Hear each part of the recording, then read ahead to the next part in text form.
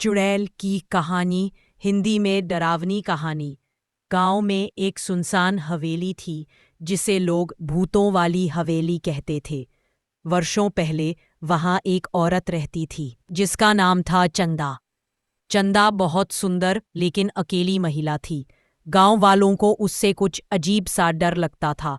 कहते हैं कि एक दिन गांव के कुछ लड़कों ने उस पर जादू टोने का आरोप लगाया और उसे मार डाला। उसके बाद से हवेली में अजीब घटनाएं होने लगीं। रात के समय वहां से औरत की चीखें सुनाई देती थी। कई लोगों ने वहां एक सफ़ेद साड़ी में औरत को घूमते देखा था जिसकी आंखें जल रही थीं और बाल बिखरे हुए थे। एक दिन गांव का एक बहादुर लड़का रघु उस रहस्य को जानने के लिए हवेली गया। अंदर घुसते ही हवेली का दरवाजा अपने आप बंद हो गया। चारों ओर अंधेरा और सन्नाटा था। तभी उसे सीढ़ियों पर किसी के चलने की आवाज आई। उसने पीछे मुड़कर देखा तो एक चुड़ैल, चंदा की आत्मा, उसके सामने थी जो उसकी दादी ने उसे सिखाया था। चुड़ैल कुछ देर तक चिल्लाई और फिर अचानक गायब हो गई। सुबह गांव वाले उसे बेहोश हालत में हवेली के बाहर पाए। उसके बाद किसी ने भी उस हवेली की तरफ मुड़कर नहीं देखा। गांव में आज भी लोग कहते हैं कि चंदा की आत्मा अब भी वहां भटक रही है।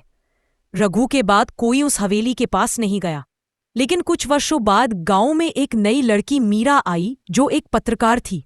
उसे भूत प्रेतों और रहस्यमयी जगहों की कहानियां लिखने का शौक था। जब उसने गांव वालों से चुड़ैल वाली हवेली के बारे में सुना तो उसकी जिज्ञासा और बढ़ गई। मीरा ने फैसला किया कि वह एक रात उस हवेली में रहकर सच्चाई का पता लगाएगी। उसने कैमरा, टॉर्च और कुछ ताबीज लेकर हवेली में कदम रखा। अंदर पहुंचते ही टॉर्च की रोशनी कम होने लगी और कैमरे की स्क्रीन झपकने लगी। अचानक उसे एक महिला की धीमी सी हंसी सुनाई दी। वही चंदा की आत्मा। दीवारों पर खून से लिखे शब्द थे, मुझे न्याय चाहिए। मीरा डर तो गई लेकिन भागी नहीं। उसने वहीं बैठकर आत्मा से बातचीत करने की कोशिश की और कहा, अगर तुम मुझे बताओगी कि तुम्हारे साथ क्या हुआ तो मैं तुम्हारी कहानी सबको बताऊंगी। उस पल हवेली में तेज हवा चली और एक पुराना दरवाजा अपने आप खुल गया। मीरा ने वहां एक पुराना संदूक देखा जिसमें चंदा की डायरी रखी थी। उसने पढ़ा कि चंदा निर्दोष थी।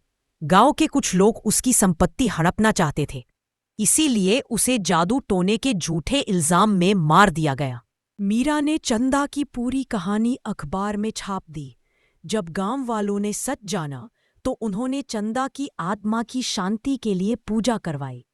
उस रात मीरा जब आखिरी बार हवेली से बाहर निकली तो उसे लगा कि हवेली की खिड़की से कोई मुस्कुरा रहा है। ऐसे ही कार्टून स्टोरी के लिए हमारे YouTube चैनल को सब्सक्राइब करें।